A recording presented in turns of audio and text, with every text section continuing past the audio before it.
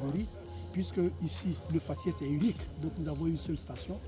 Et dans cette forêt qui est la forêt de Yapoabé, dégradée, qui a un taux entre 25 et 75%, qui est donc une forêt de la deuxième catégorie, nous sommes venus donc avec 3 stations pour voir un peu ce qui se passe, les reboisements qui sont faits, quel est le processus de reconquête des espaces déjà dégradés. Aujourd'hui, nous sommes venus à Bebasso et à Yapoabé pour voir aussi d'autres catégories, notamment la catégorie 3 au niveau des Bebasso, c'est-à-dire qu'une forêt pratiquement décimée à 80%.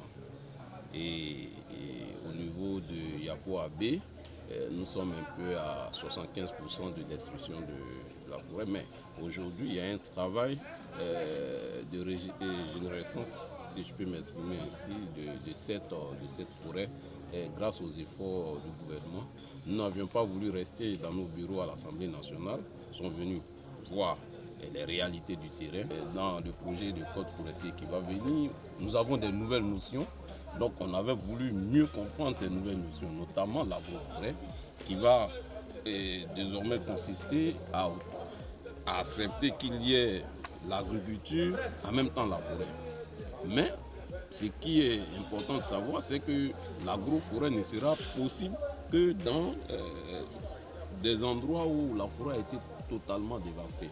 Donc il faut pouvoir reconstituer le couvert forestier. Donc il y a un certain nombre de choses. Donc nous avons compris que les forêts qui sont bien tenues, on ne doit pas accepter d'action de l'homme, mais bien au contraire, nous devons tout faire pour préserver. Hier, avec les échanges que nous avons eus au niveau des Yaya, les populations même se sont montrées volontaires à préserver la forêt des Yaya.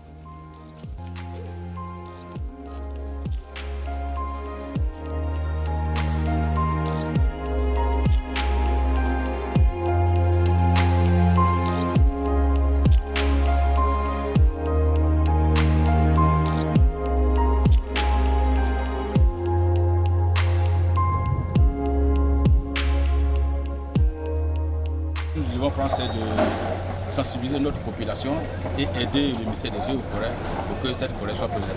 Il faudrait que nous ayons disons, des personnes de bonne volonté pour qu'on puisse surveiller cette forêt-là.